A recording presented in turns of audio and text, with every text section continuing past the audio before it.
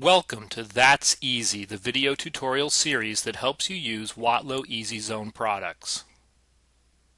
In this installment, you will learn how to run EZ-ZONE Configurator, establish communications, navigate the online editor, configure closed-loop control with an integrated limit, configure an alarm with an output, perform an auto-tune, and save the controller's settings on your PC.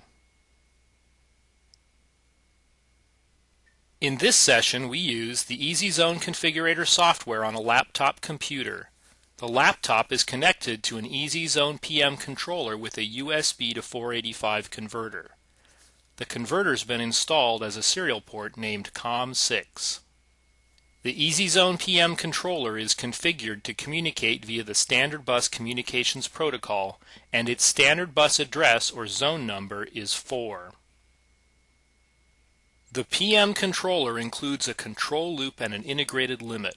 We are going to use EZ-ZONE Configurator to set up the controller for an application that includes two Type J thermocouples, one for temperature control and a second for the safety limit. The application will use three outputs, one to drive a heater, a second that notifies the operator when the temperature is higher than desired, and a limit output which cuts power to the heater when there's an over-temperature condition. When you launch EZ-ZONE Configurator, you see the welcome screen. To configure an EZ-ZONE controller that is connected to your computer, choose Configure a device while communicating with it and click Next. If you know to which communications port the controller you want to configure is connected, choose Use and choose the communications port. If you're not sure, you can choose Try them all. Click Next and the configurator looks for EZ-ZONE controllers. If no controllers are found, make sure the communications wiring is correct. The controller has power. The COM port the controllers are connected to is really available and not being used by another program. Also check the range of addresses that are being scanned on the Advanced Communications dialog.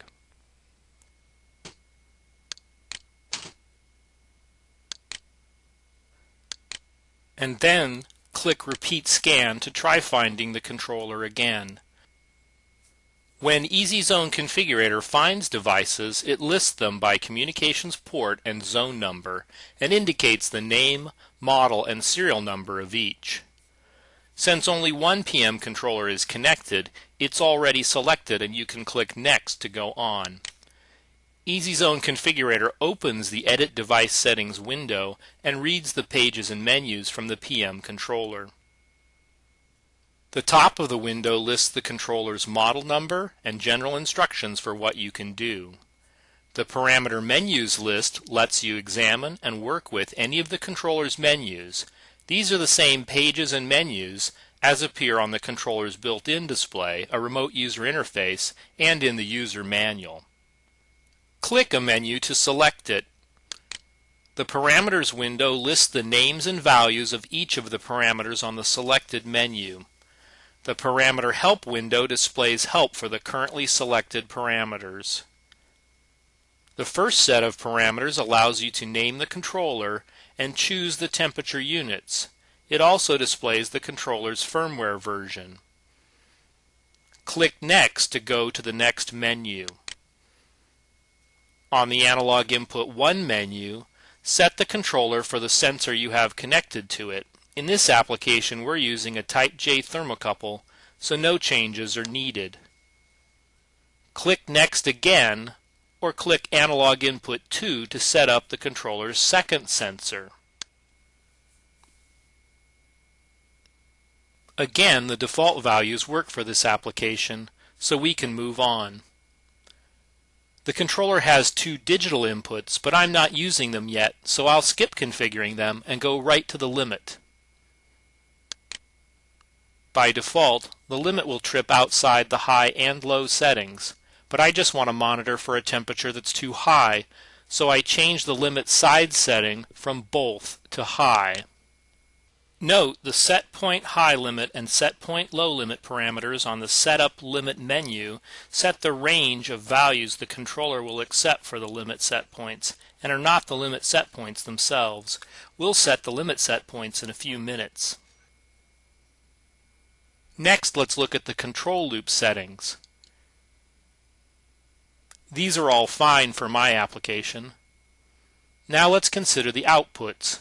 We're going to use output 1 to drive the heater for the control loop, so the default output function setting heat is good. Output 2's default function is as an output for an alarm, and the output function instance is already set to 1, so this output is tied to alarm 1. Output 3 is off.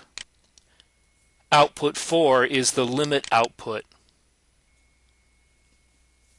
To get alarm 1 to turn on output 1 when the temperature goes over the high alarm set point, for alarm type, choose process alarm.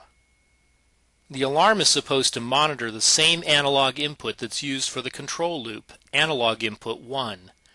That input is selected here with the alarm source and alarm source instance settings.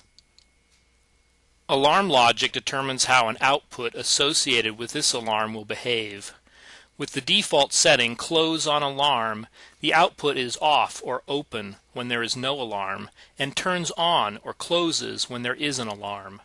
If you want it to work the other way around, change alarm logic to open on alarm. To have an alarm when the temperature is too high, but not when it's too low, change the alarm sides from both to high. To have the alarm stay on until the operator notices it, set alarm latching to latching. To allow the operator to turn off the alarm output after noticing it, set alarm silencing to on. So the operator can use the EZ button on the front of the controller to silence the alarm, set the function key's action function to silence alarms.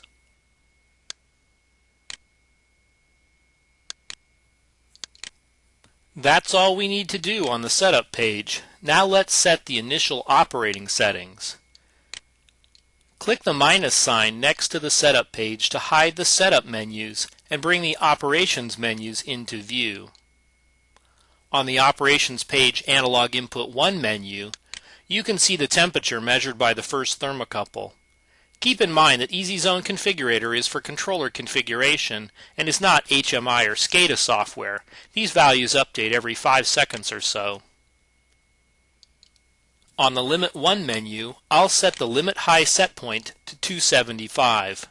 Above that, the limit will shut off the power to the heater. On the Monitor 1 menu, you can see what the control loop is doing, which isn't much since we haven't set the set point yet. On the Control Loop 1 menu, you can set the set point. Before changing it, consider if it's safe to increase the temperature. Actually, at this point, we can't because the controller is indicating a high limit alarm.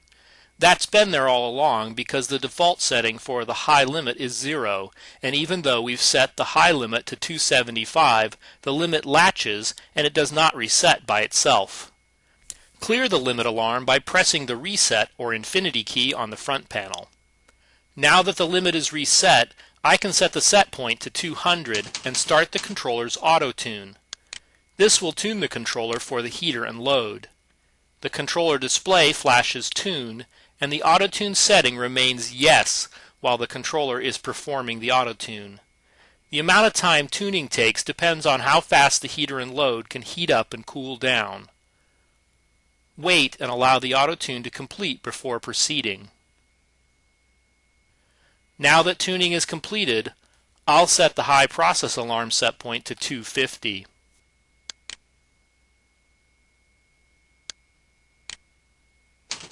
There are many other settings in this controller, but we've set everything necessary for this application. Other parameters can be used for ramp and soak profiling, customizing and locking out the controller menus, calibrating the controller, and many other features. The last thing to do is save the settings.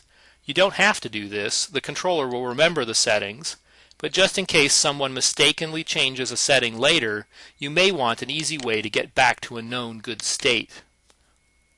On the Diagnostics 1 menu, let's save the settings as User Set 1. You also may want to save the settings on the computer so that next time you set up a controller for this application, you can just download the settings instead of having to set each one again. It saves time and it's more accurate that way. Click Finish and select one of the options that includes saving the settings.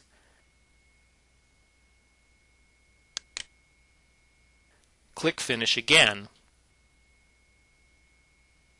Enter a name and a comment that will help you remember what the settings are used for.